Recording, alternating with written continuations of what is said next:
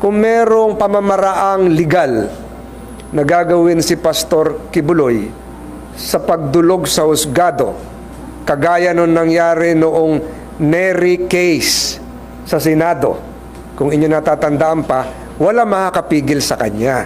At hindi dapat pigilan yon kasi karapatan niya yon. Kung sakaling siya naman ay dadalo sa isang pagdinig ng Senado, kailangan din igalang ng komite ang kanyang karapatan. Ang ibig sabihin nun, huwag babastusin, huwag tatratuhin ng, bilang isang nagkasala na.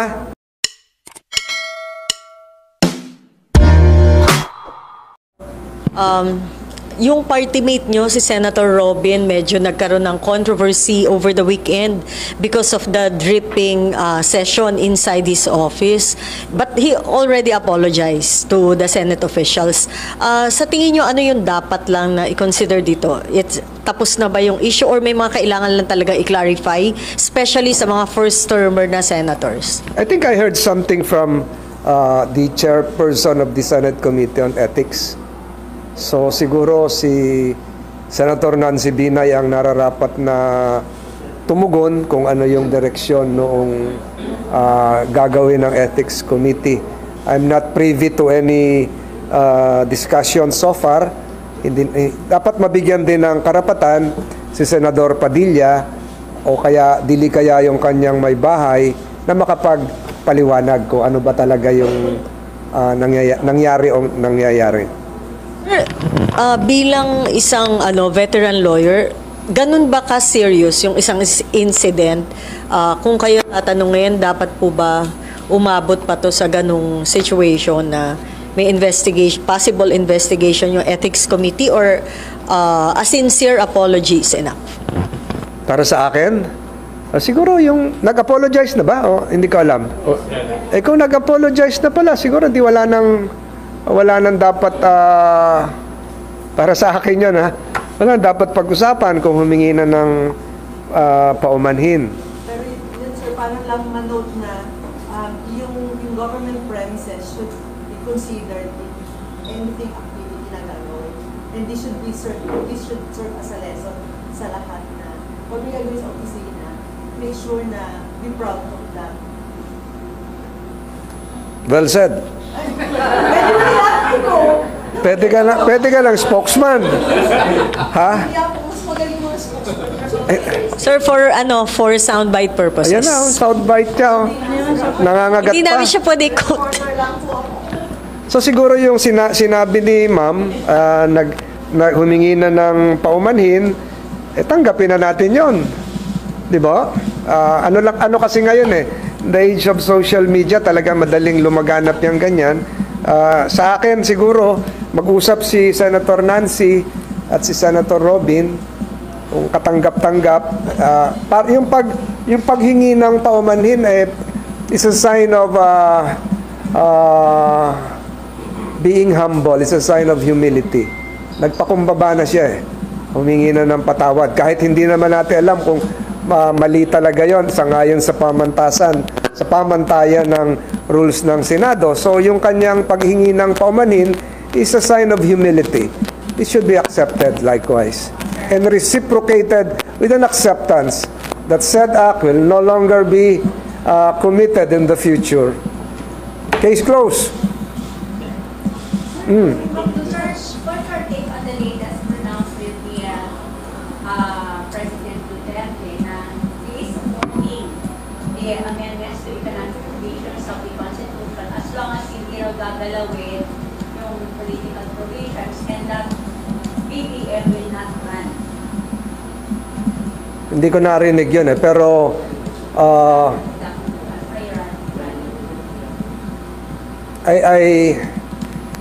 I know for a fact na kagagaling ko lang ngayon sa Malacanang. I know for a fact na ang direksyon is just the economic provisions. We'll just focus on the economic provisions.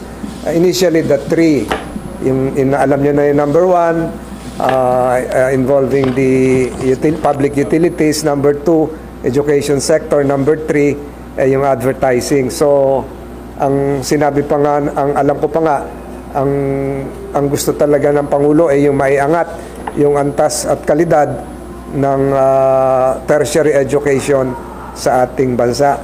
So, siguro kung yun din ang, hindi ko napakinggan yung kay PRRD, kung yun yung naging tugon niya kagabi sa Cebu, sa Cebu ba yun? Ma'am, pwede ka na rin spokesperson. Kung yung kanya naging tugon, palagay ko merong meeting of the minds na doon lang tayo sa economic provisions, which would be subjected, which is being subjected to deliberateness and painstaking focus on details. Kaya nga ang daming iniimbita ng subcommittee ni Senator Angara, and then I heard na mag-iikot pa sa iba't ibang rehiyon ng ating kapuluan para mapakinggan yung sentimiento ng iba. Sir, kanina ba napag-usapan yung Chacha kahit sa on the sidelines lang kanina? Kanina umattend ako ng umattend ako kanina ng signing. Ang napirmahan kanina ay yung tungkol sa senior citizens na yung 80 years old, dadagdagan ng bibigyan ng 10,000, yung 90 years old, at napirmahan din kanina yung Tatak Pinoy.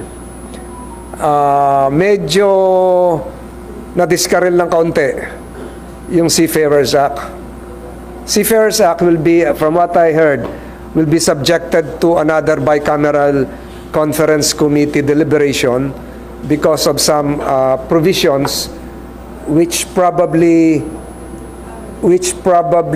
might be objectionable on the part of some stakeholders, which led to the decision of Malacanang, instead of having it vetoed, tingnan muna kung paano mapapaayos, fine-tune bago isubmit puli as an enrolled bill sa Malacanang yung naturang batas. And the committee chairman, si Senator Tulfo, at yung mga miyembro nito ay kabilang po ang mababang kapulungan, ay payag naman dahil merong sa halip na ma-veto ay merong pwede pang maayos sangayon sa batas at sangayon din sa intensyon kung bakit tayo merong Seafarers Act. And I would want you to, if you would want other details, siguro mas magandang ma-interview nyo ay si Senate President o si Senator Tulfo, yung chairman ng committee. So, napag-usapan yung RBA 7 kasi nag-start na yata yung hearing nila ngayon sa House. May napag-usapan ba about Wala. the Chacha? RBH 7, kumpara mo si RBH 7 at saka si RBH 6, ang pagkakaiba lang naman ay yung sa RBH 7 ay wala yung voting separately. Sir, May ka pa, Mabs, nabasa mo na. So, ano yung tanong mo ulit? Ano napag-usapan ba sir? Even informally lang? Hindi, ang maliwanag po ganito. Senate will take the lead in so far as proposing economic, the changes encompassing the economic provisions. So, ibig sabihin ng lead, alam niyo naman ang lead sa Tagalog, ang Senado ang mangunguna. That's it. Pero sir, ang House kasi sir, meron na silang committee of the whole ngayon. Nirarush nila until March. Ang sa Senate sir, October ang meeting ng bill. Hindi naman karera yun eh. Hindi naman karera yun na kung sino yung mauna. Hindi naman 100-meter dash. The creation of a constitution, even the proposals to amend the constitution would take time, should not be rushed, and should be done in a very deliberate manner, scrutinizing all the provisions. Ano ba yung sa education? Halimbawa, sa education, pag pinapasok natin ang mamumuhunang dayuhan, ito ba ay magsasabi na ito ba ay pagpapahintulot na rin ng pagbibigay ng blanket authority na baguhin ang curriculum na maging isang curriculum na pandayuhan na. Di ba? Ang ibig sabihin nito, kahit pumasok sila, mamuhunan, yung pa rin kasaysayan natin at yung kultura pa rin natin ang dapat manaig. So that has been the concerns before, I think, of even our leadership, that the present, the history, the culture, the heritage should be preserved. Kahit pumasok ang Harvard, kahit pumasok ang Michigan, kahit pumasok ang Yale, hindi naman yung kasaysayan ng ibang bansa ang ituturo at magiging bahagi ng ating curriculum. Sir, tanong lang po ako sa Maritime Zones Act. Guguluhan ako sa inyo. Maritime naman ngayon. Sige. Sir, sabi Mamaya, kasi third reading na. Yes, Third sir. reading. Yes. Sabi, sir, ng isang US-based think tank, yung Center for Strategic and International Studies, the Maritime Zones Bill, if passed into law, will not deter Chinese fishermen from intruding into our territorial waters or fishing grounds. What's your reaction to this po? Sinabi ko na yan eh. Nung pinasa natin hindi pa ako tao nun, hindi pa rin kayo tao nun. Nung pinasa po yung revised penal code, nakalagay doon, bawal pumatay, bawal itong ganito, hindi naman nag-prevent yun ng crime.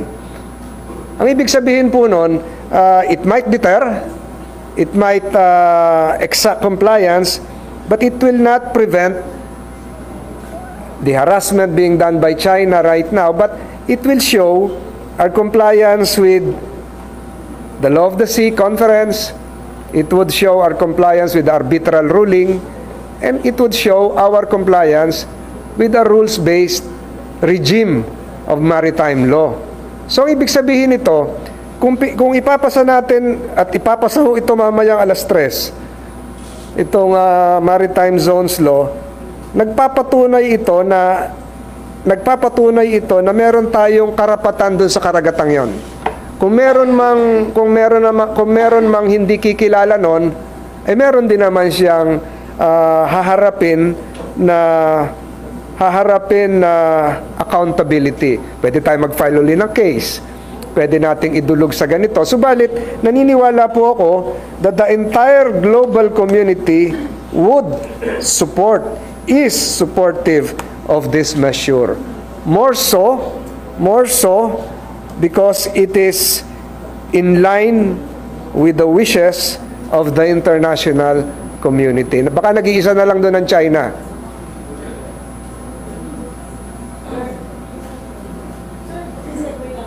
Over the weekend, meron kayong somehow legal opinion na binigay about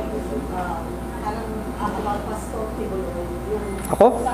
In a later interview, meron kayo sinabi na dapat meron siyang constitutional right also that must be respected or preserved. Ano ba? Pero given the subpoena, so, can the committee or the Senate force him to physically attend, considering na sabi nga merong threats against him? Kung matatandaan nyo, noong December, nung ako pa yung chairman ng Blue Ribbon Committee, binago natin yung rules. And the rules, as amended, would apply likewise to persons cited in contempt. So yung sa atin, sa pagbabago ng rules, binigyan po natin ng diin yung karapatang pantao noong mga humaharap sa mga committee. So sa atin pong nilagay ay dapat kilalanin din yung kanilang karapatan as an individual, as a Filipino citizen. So yung sa akin, we reiterated that during that interview. Ang sabi ko po ay kung merong pamamaraang legal na gagawin si Pastor Kibuloy sa pagdulog sa husgado, kagaya nung nangyari noong Nery case sa Senado. Kung inyo natatandaan pa, wala makakapigil sa kanya. At hindi dapat pigilan yon kasi karapatan niya yon. Kung sakaling siya naman ay dadalo sa isang pagdinig ng Senado, kailangan din igalang ng committee ang kanyang karapatan. Ang ibig sabihin nun, huwag babastusin, huwag tatratuhin ng, bilang isang nagkasala na, dahil ang pagdidetermine ng pagkakasala ng isang tao, the right to adjudicate the guilt of a person lies with the court and not with a committee. Maliwanag po yan. Ang atin pong gawain dito sa Senado is to investigate in aid of legislation. It is not the right, it is not the duty of the Senate to condemn and imprison an individual. Because that individual, no matter how high nor lowly he is, has the same basic human right and the right of being, the right to innocence, etc., etc. So igalang po yun. Yun po yung sinabi ko noon. Igalang yung karapatan ni Pastor Kibuloy. Yung ba sa Senate rules, Hawak ko. i-recognize o pwede po bang i-recognize, for example, Paul, ang counsel of the target resource person, halimbawa yung kay Kibuloy, can he insist na to the committee to recognize his counsel given his supposed threat? Hindi po ako yung abogado dito ni Pastor, pero kung siguro kung gustong gamitin ng abogado niya nung binago po natin yung section 16 and 18, pwede niyang sabihin na bigyan din sila ng karapatan na mag-file ng memorandum, etc., etc., kagaya po nung ginawa natin doon sa mga nagdaang pagdinig natin. So, babalik po yan sa paggalang sa karapatan kung kahit sino man na nandun. Kahit hindi si pastor, huwag bastusin yung mga nandito sa humaharap sa komite ng Senado. If the Senate heads to what Pastor Kibuloy wants, na non-appearance, would this not set a bad precedent to other personalities who would be invited by the Senate? Hindi ko alam po yung dahilan niya eh. Hindi naman ako yung... So this should be case-to-case basis? Correct.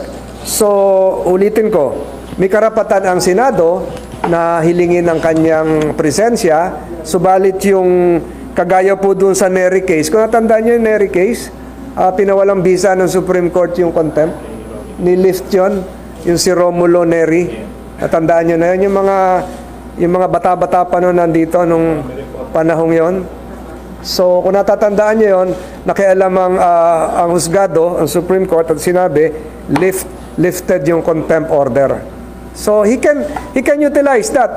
Karapatan naman siya. May abogado siya.